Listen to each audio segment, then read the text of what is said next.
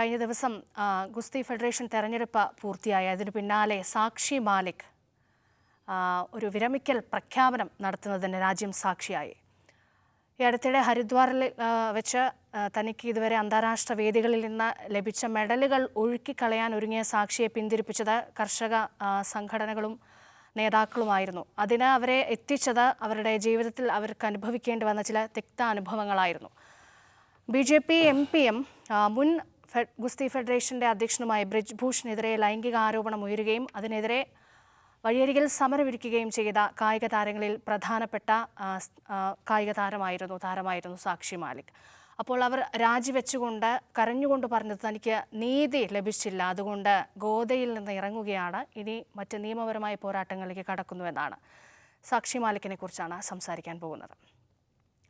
അത് സാക്ഷി മാലിക്കിന് റിയോ ഒളിമ്പിക്സിൽ മെഡൽ കിട്ടിയപ്പോൾ അവർ ഇങ്ങനെ വളരെ വൈകാരികമായി ഈ ദേശീയഗാനം മുഴങ്ങുമല്ലോ മെഡൽ കിട്ടുന്ന സമയത്ത്. അപ്പോൾ ഒരു കണ്ണ് നിറച്ചുകൊണ്ട് എനിക്ക് സാക്ഷിയെക്കുറിച്ച് ഓർക്കുമ്പോൾ എൻ്റെ മനസ്സിൽ വരുന്ന ഏറ്റവും വലിയ വിഷ്വലാണത്. അപ്പോൾ ഒരു കണ്ണ് നിറച്ചുകൊണ്ട് ഇങ്ങനെ നോക്കി നിൽക്കുന്ന ഒരു വിഷ്വലുണ്ട്.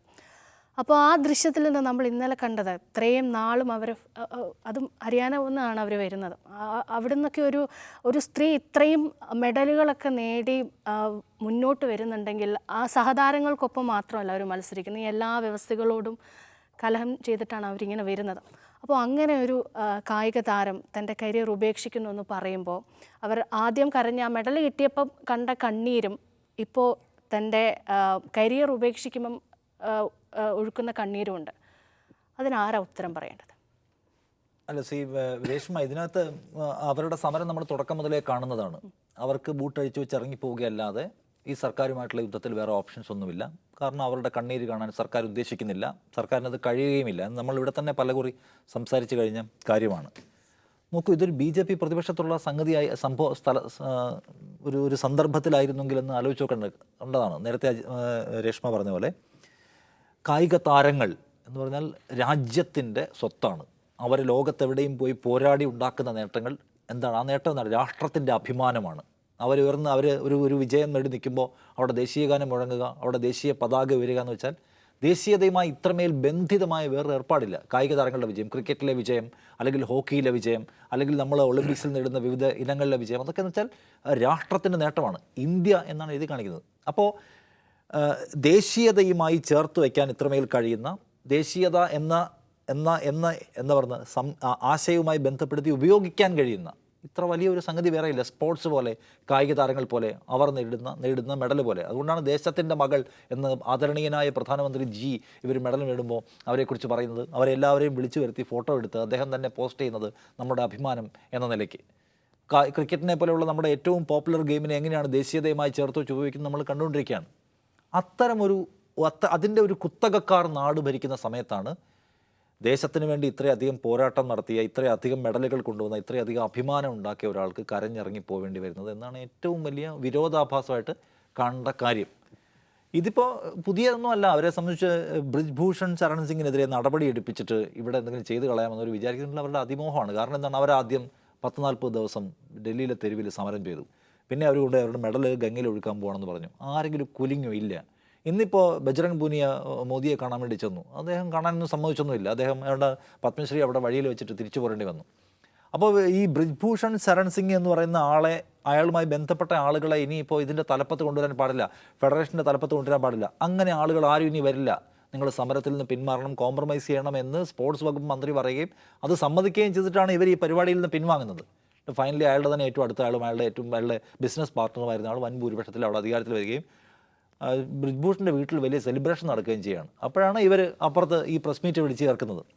അപ്പോൾ നമ്മൾ നേരത്തെ പലകുറി ഇവിടെ പറഞ്ഞ പോലെ ഇപ്പോൾ നാരി ശക്തി എന്നൊക്കെ എല്ലായിടത്തും പ്രസംഗിക്കുന്ന മോദിക്ക് ഇവരുടെ പ്രശ്നം കേൾക്കണമെന്നൊക്കെ ആഗ്രഹം ഉണ്ടാവും.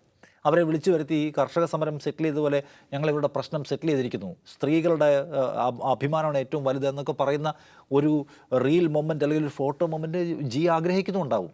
പക്ഷെ നടക്കുന്ന കാര്യമല്ല. കാരണം ബ്രിജ്ഭൂഷൺ ശരൺ സിംഗ് ആരാണ് എന്ന് നമ്മൾ നേരത്തെ പറഞ്ഞിട്ടുണ്ട്. ബ്രിജ്ഭൂഷൺ ശരൺ സിംഗ് അയോധ്യ മൂവ്മെൻറ്റിൻ്റെ ഭാഗമായി പ്രവർത്തിച്ച ഇന്ത്യയിലെ പേര് കേട്ട ഹിന്ദുത്വവാദിയായിട്ടുള്ള നേതാവാണ്. അയോധ്യയിലെ ക്ഷേത്രം ഉദ്ഘാടനം ചെയ്യാൻ പോകുമ്പോൾ ബ്രിജ്ഭൂഷൺ ശരൺ സിംഗിനെ പിടിച്ച് പുറത്താക്കാനോ അയാളുടെ താല്പര്യങ്ങളെ ഹനിക്കാനോ നടക്കുന്ന കാര്യമല്ല.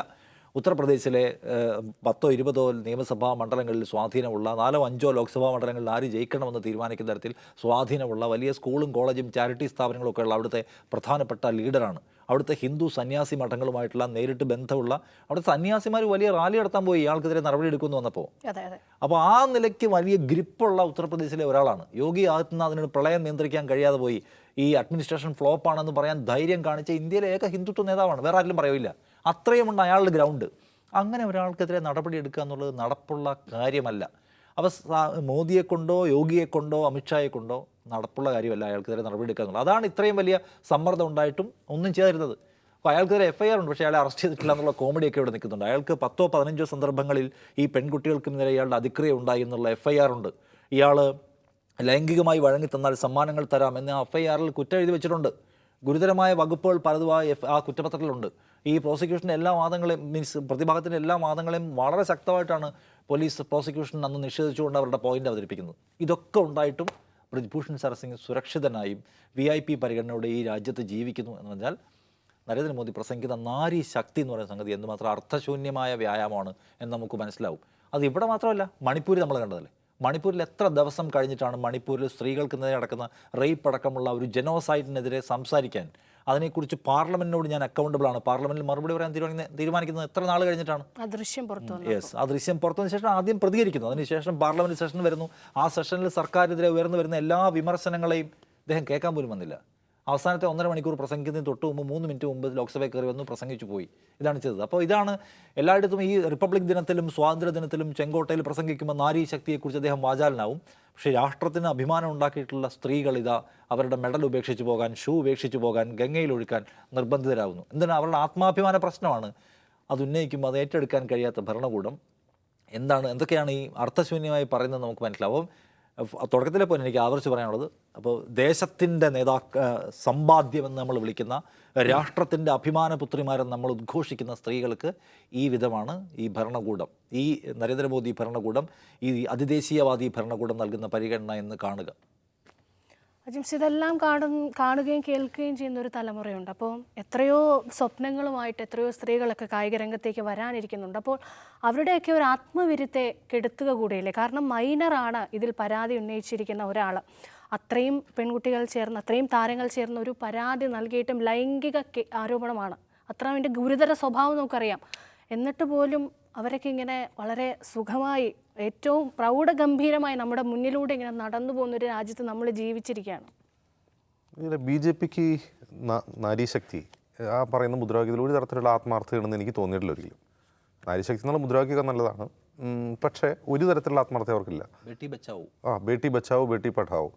UP തന്നെ നമ്മൾ ആലോചിച്ചു എത്ര ബലാത്സംഗ കേസുകൾ BJP രാഷ്ട്രീയക്കാർക്കും BJP നേതാക്കന്മാർക്കും BJPയുടെ ജനപ്രതിനിധികൾക്കെതിരെ ഉണ്ടായിട്ടുണ്ട്. കഴിഞ്ഞ ആഴ്ചയാണ് ഒരു പോക്സോ കേസിൽ BJPയുടെ ഒരു MLA UPയിൽ കോടതി ശിക്ഷിച്ചത്, ജീവപര്യന്തം തടവാണ് ശിക്ഷിച്ചത്. കഴിഞ്ഞ ദിവസം അയാളെ പുറത്താക്കിയിട്ടുണ്ടോ?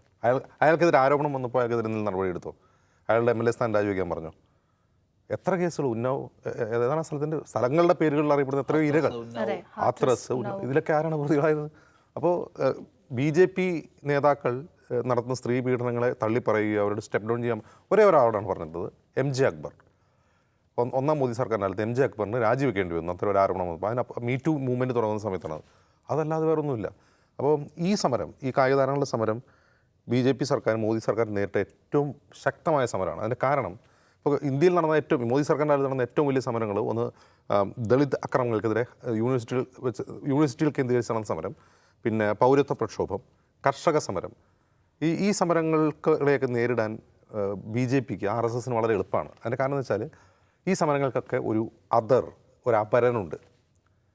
അതെങ്ങനെയാണെന്ന് വെച്ചാൽ, ഇപ്പോൾ യൂണിവേഴ്സിറ്റികളിൽ ദളിത് മൂവ്മെൻറ്റ്സിന് വേണ്ടി നടന്ന സമരത്തെ അവർ പറയുക അത് അർബൻ മാവോയിസ്റ്റുകളാണെന്ന് പറയും. ആ സമരത്തിന് പിന്നിൽ അർബൻ മാവോയിസ്റ്റുകളാണെന്ന് പറഞ്ഞാൽ BJP വളരെ എളുപ്പം ആ സമരത്തെ പൊളിച്ചു കളയാം. കർഷക സമരത്തിൽ എന്താ പറഞ്ഞത്? ഇതെല്ലാം ഖലിസ്ഥാനികളാണ് എന്നാണ് പറഞ്ഞത്. കർഷക സമരം വലിയ ശക്തമായ സമരമായിരുന്നു. അവർക്ക് വളരെ എളുപ്പത്തിൽ അതിന് പൊളിച്ചു കളയാം, അവർ ഖലിസ്ഥാനികളാണ്. പൗരത്വ പ്രക്ഷോഭം വളരെ എളുപ്പമാണ് പൊളിക്കാൻ. പൗരത്വ പ്രക്ഷോഭം രാജ്യം മുഴുവൻ ഉണ്ടായ പ്രക്ഷോഭമാണ്. അവർക്ക് വളരെ എളുപ്പമാണ്.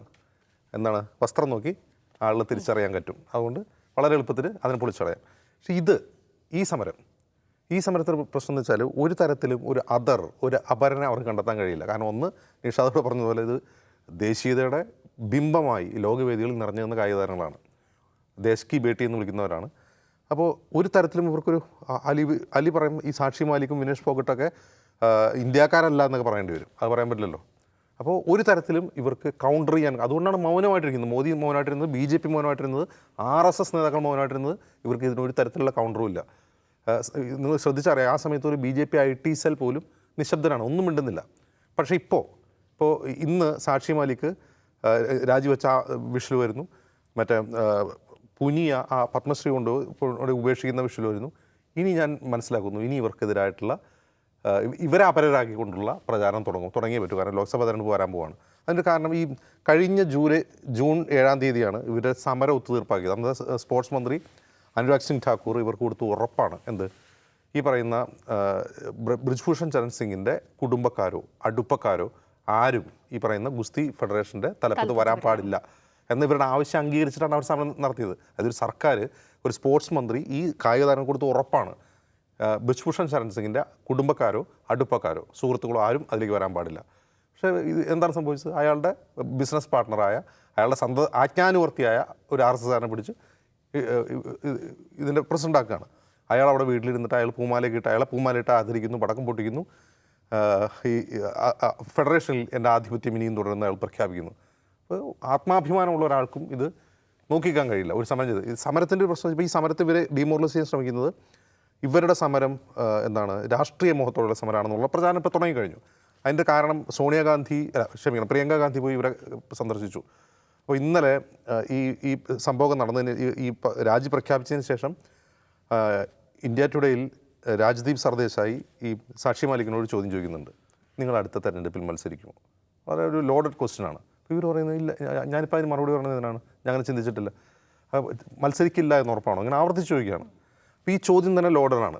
ഈ എന്താണ്, ഇവർ രാഷ്ട്രീയ പ്രേരിതമായി നടത്തിയ സമരമാണ്. ആ പ്രചാരണമാണ് ഇപ്പോൾ RSS നടത്തിക്കൊണ്ടിരിക്കുന്നത്. അതിൻ്റെ കാരണം 2000 ഏറ്റവും ഒടുവിൽ സാക്ഷി മാലിക്ക് മെഡൽ കിട്ടിക്കഴിഞ്ഞിട്ട് അവിടെ വെച്ച് മാധ്യമങ്ങളോട് സംസാരിക്കുമ്പോൾ ഈ റെസ്ലിംഗ് ഫെഡറേഷൻ WFIയുടെ പ്രസിഡൻ്റായിട്ടുള്ള ബ്രിജ്ഭൂഷൺ ചരൺ സിംഗിനെ പുകഴ്ത്തി സംസാരിക്കുന്നുണ്ട്. പ്രസിഡൻറ്റിൻ്റെ നല്ല പ്രവർത്തനം കൊണ്ടാണ് നമ്മുടെ ഫെഡറേഷൻ വഴി കായികതാരങ്ങൾക്ക് വരാൻ കഴിയുന്നത് അവർ പറയുന്നുണ്ട്. പക്ഷേ അവർക്ക് ആ സമയത്ത് എന്താ അറിയില്ല, ഈ പീഡനത്തെക്കുറിച്ച് അവർക്കറിയില്ല. ഈ പീഡനത്തെ പറ്റിയുള്ള വിവരങ്ങൾ പുറത്തു വരുമ്പോഴാണ് ഒരു തരത്തിലുള്ള നേട്ടമില്ലാഞ്ഞിട്ടും പലരും കരിയർ നിലനിർത്തുന്ന ആൾക്കാരാണ്. ഒരു തരത്തിലുള്ള കായിക മേഖലയിലെ നേട്ടമോ സാമ്പത്തിക നേട്ടമോ ഒരു തരത്തിലുള്ള രാഷ്ട്രീയ നേട്ടമോ ഇല്ലാതെ, രാഷ്ട്രീയ നേട്ടത്തിന് വേണ്ടിയാണ് അവർക്ക് എളുപ്പം BJP ചേരുമല്ലേ. എത്രയോ പേര് അങ്ങനെ ചേർന്നുണ്ട്, എത്രയോ സ്പോർട്സ് താരങ്ങൾ ഇപ്പോൾ BJPയിൽ ചേർന്നുണ്ട്. അപ്പോൾ ഇവരത് ഒരു തരത്തിലുള്ള നേട്ടവും ഇല്ലാതെ ഒരു കോസിന് വേണ്ടി അവർ പരസ്യമായി ഫൈറ്റിന് ഇറങ്ങുകയാണ്. ആ ഫൈറ്റിന് ഇറങ്ങി കഴിഞ്ഞിട്ട് അവർക്കത് നഷ്ടപ്പെടുകയാണ്, അവർ വഞ്ചിക്കപ്പെടുകയാണ്.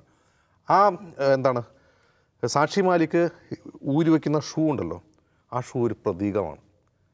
ശരിക്കും ആ ഷൂ ഈ ഭരണകൂടത്തിൻ്റെ മുഖത്ത് വയ്ക്കേണ്ട ഷൂ ആണ്.